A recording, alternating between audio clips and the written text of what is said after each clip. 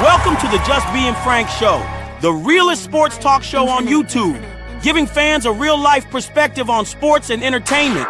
You knew better, you do better. Who do it better? Top of the morning, afternoon, night, depending on where you at. It's the Pope, your host that do the most. Welcome to the Just Being Frank Show. We got to talk about Nike just won't do it when it comes to Caitlin Clark. And why is that? Why? And even more. We're going to dive into it. Make sure we hit the like button, subscribe to the channel. But we got to talk about why the media continues to downplay and keep telling white lies when it comes to Caitlin Clark, why they won't just fully embrace her, fully promote her. Not just Nike, but the media, mainstream media, why they won't just promote Caitlin Clark like how they did for LeBron James, calling him the next Michael Jordan before he took one dribble in the NBA. When you had Kobe Bryant, when you had Michael Jordan, when you had all these different players, and once they, whether before they even played a game in the NBA or professional, NFL, whatever, the hype, you still would predict and promote them as if they was the next best thing that we're ever going to see. Caitlin Clark is actually the next best thing that we have ever seen on a women's side of playing basketball. Arguably already, in my eyes, and a lot of other people's eyes, possibly the best shooter, second best shooter of all time in basketball, period, man or woman. Because we never seen somebody continuously, consistently pull up from 30 feet and knock them down, hand in her face, everything, like Caitlin Clark and Steph Curry. So one would think, usually a shoe company like an Under Armour, Adidas, Nike, they get a star like that, they sign them, they get them with a brand, that they would promote them nonstop, that they would push them nonstop. And they just haven't done that for Caitlin Clark, right? At all. Nike has not done it for Caitlin Clark. Now, Gatorade has done some things, State Farm, commercials, all that good stuff, and a lot of other little brands that she's with and deals that she got. But for Nike to be basically the biggest sports brand, athletic brand in the world, have the biggest star under contract, low contract at that, why wouldn't they already get this girl a signature shoe or even just promote her more? And I think I kind of figured it out, right? Because I be contemplating on this a lot. And I'm thinking, are they foolish? Is it because she won't sell a soul to the powers that be? And she's such a big polarizing star to where they want to be able to control and have dirt on her and make her do and show up to places where she has no choice but to be a puppet, and she doesn't want to play to their strings? Or is it different on the fact that she is white? Hear me out. Now, for black people, when it comes to getting into the entertainment industry and they blow up, no matter what part of the entertainment, whether you basketball, football, athletic, or actor, actress, those type of things. You want to get in the entertainment industry, they dangle money in front black people faces that come from the inner cities, things of that nature, grow up with the hip hop culture, gangster music, all that type of stuff, where everybody's just talking about iced out watches and chains and fast money, right? Having big money. And so when you a black person and you finally get to a point in your life or your career or whatever, to where you're able to get a deal, $1 million, multi-million-dollar deal, and they say, well, yeah, we just need you to do this, so we just need you to do that. You fall victim and you easily slip right onto it because, again, you either not raised, with morals like that, and to know better, not to jump out the window just for some money and do whatever. Are you figuring, hey, well, I could probably just get away with this, and is God really will? When you don't have God really in your life for real, then you can fall victim to those type of things easily, doing something strange for a little piece of change and fame. And so black people fall victim to this, and they know that. So they use black people more when it comes to, you want to have multi-million-dollar deals? You want to be in this light? You want us to be able to push you and promote you and all this? We need you to do this for us, and we'll do that for you, no problem. We'll make sure Kanye West, we give you the Yeezys and do all of these things. We give you this, we give you that. Jay-Z, we make sure to put your name on the Brooklyn Nets as an owner, even though you had no investments in this. We'll do these type of things just to keep y'all out there, keep money going in your account, whatever the case may be. It's not an issue. But if you don't, then we won't. Right? And so for white people, it's different. For the simple fact of, hey, how can I say this? I'm trying to say this smoothly, so bear with me. White folks, it's like, I don't have to, they're not into the, okay, let's do it like this. Let's be frank. When it comes to who lives in poverty in inner cities, when it comes to what race, the majority, it's black people, Mexican people, Hispanic, right? Period. White folks don't usually come from those type of environments. Now, there is, of course, there's people that's poor, white, poor people. But for the most part, white folks, they already come from either middle class or up. And so when they get into the entertainment business and so on and so forth, and they raised differently. They're not raised with hip hop culture, rap culture, and all that type of stuff. They don't look at money the way black people look at money. They're not willing to do a lot of strange things against what they was raised and brought up to know what's good and wrong. They're not willing to do wrong just to get some money. Now, not all of them. I'm talking about for the most part, okay, ladies and gentlemen, for the most part.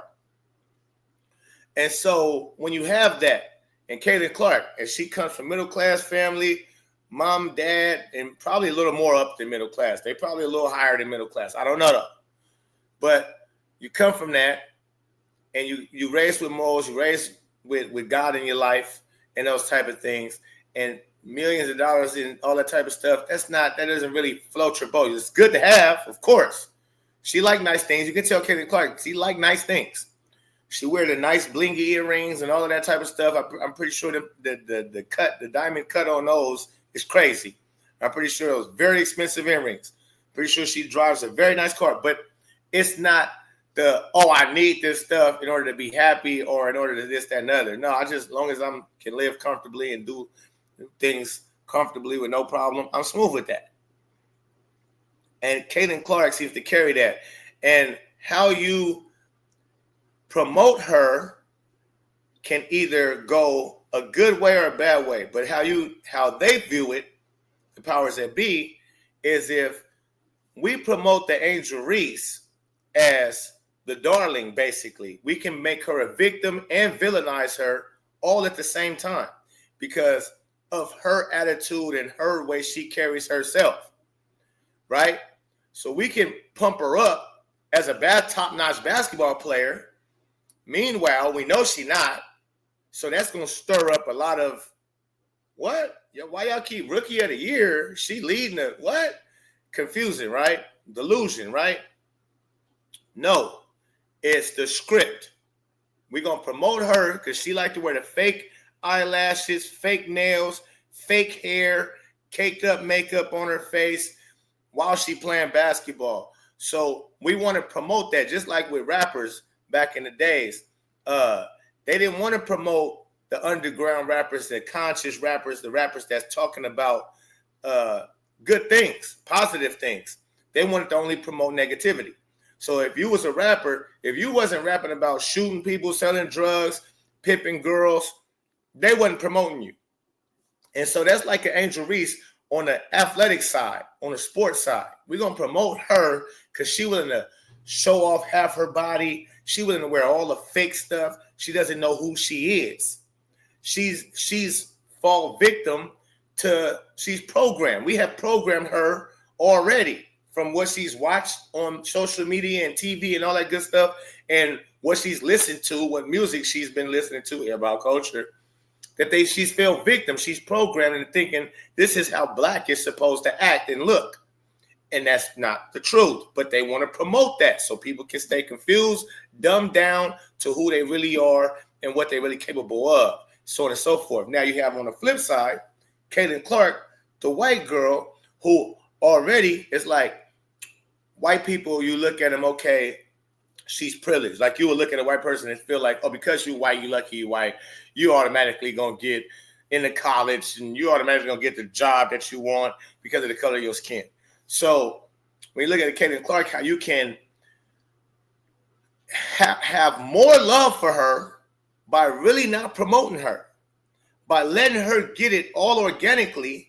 Meanwhile, you hire and promote and push for the people like the Andrea Carter, the Bumble K, the Ella Duncans, the Monica McNutts, the Cheryl Swoops, the Lexi Browns. All of these different women, Black women, come on these big time platforms, ESPNs and all of that stuff. The Natalie Esquires, not the NBC. NBC allow her to come up on a platforms and spew all the hatred and stuff that's not even true about Caitlin Clark. It's for a reason. It's to make all of us with a brain and eyes and doesn't do racial idolatry. We just see things for what it is and love her greatness for what it is.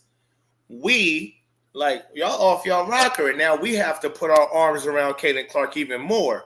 So the fact that they allowed the Black women on ESPN and NBC or wherever major network platforms, they allow to get up there and go against Caitlin Clark and spit the hate on Caitlin Clark, right?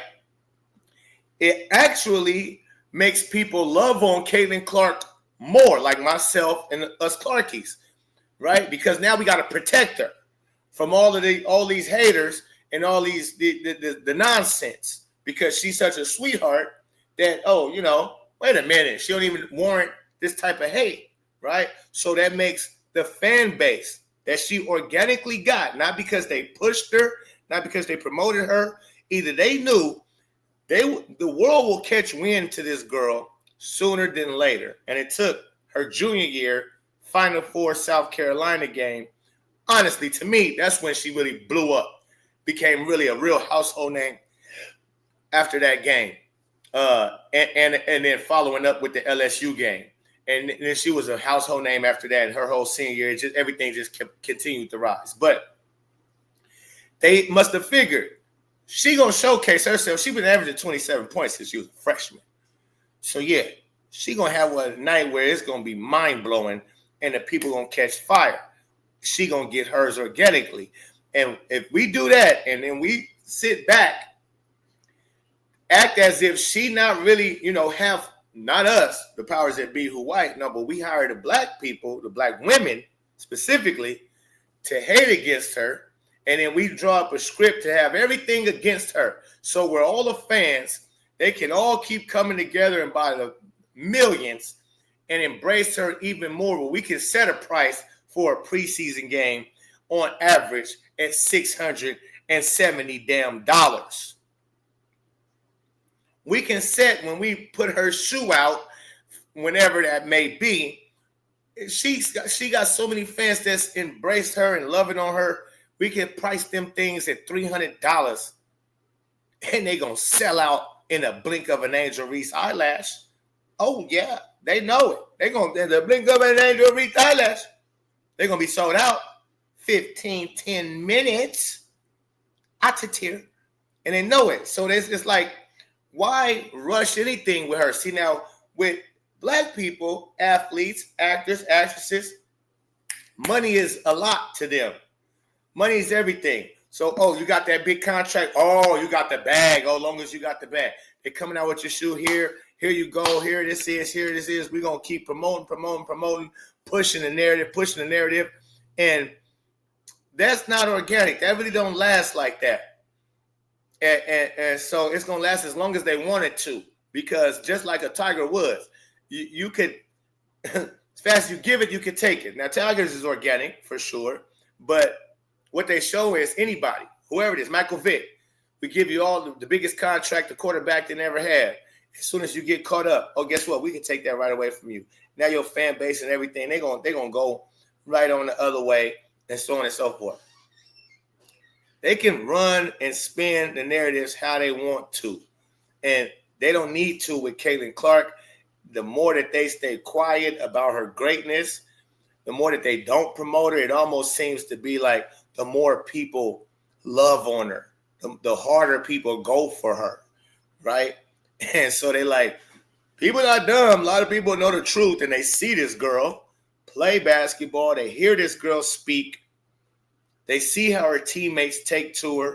So if we hire people to say differently about her, it's going to cause a big commotion and division, a racial division that we want anyways. So, yeah, let's not promote her. Let's keep her signature shoe on a back burner, and let's go ahead and push A'ja Wilson's signature, a girl that we didn't ever even have planned on giving a signature to. But let's go ahead and push her. Matter of fact, and that's who next. Let's do Juju. That's going to really piss them off. Let's do Juju next. She's still in college. And let's talk about signing her to Nike and possibly coming with her signature shoe by her junior year. Let's Paige Buckers. Let's sign her too. Another college player. Let's Sabrina Ionescu. Let's push hers out too, which is all fine and dandy and actually smart. It's like, if you really think about it, because these girls are not superstars for real. Their names is hot right now because of Caitlin Clark. So while we have them under our contract and their names is hot, and right now A'ja Wilson is an MVP, even though she's not likable. But yeah, right now she can at least get something off and make us something because people know who she is now. At first, before last year, nobody knew who she was for real. So we could have threw out a shoe and nobody would have known. Nobody would have bought it. Now she has a few people that's going to rock with her because she promotes the racial attention too, the racial division. She promotes that white girl privilege. That's what Caitlin Clark and Paige Buckers got. She promotes that I'm black and so it's harder for me. Like with her book she got, this is for girls that whatever that's called. It's some racial stuff. So when they do those things, they know exactly what they're doing. Here goes Sabrina, because, yeah, you hot right now, but you really not, and people going to fall off. But right now, let's push it. And we're going to make your shoes look just like Kobe's and promote that Kobe really liked you, and you worked out with Kobe and all of that. And so, like, you was the white mamba type of WNBA player before Caitlin Clark. Yeah, okay, so let's put her shoes out there. We don't have to put no rush on Caitlin Clark. It's because the more we hold them back, the more people talking about it. It's self-promotion. They can literally drop Caitlin Clark's shoe with nobody seeing it tomorrow. And it will sell out as soon as everybody get wind of it. It will go boom. They don't have to do no commercials. They don't got to do no rollouts, no layouts. They can just, Caitlin Clark's shoe. Real talk. They don't got to do nothing. It's CC. And they know that. So let me know what y'all think in the comments, man. I know I said a lot up here. I hope y'all understood, picked up what I was putting down. But again, let me know what you think in the comments. Hit the like button, subscribe to the channel. It's the Pope. Peace and love. I'm out.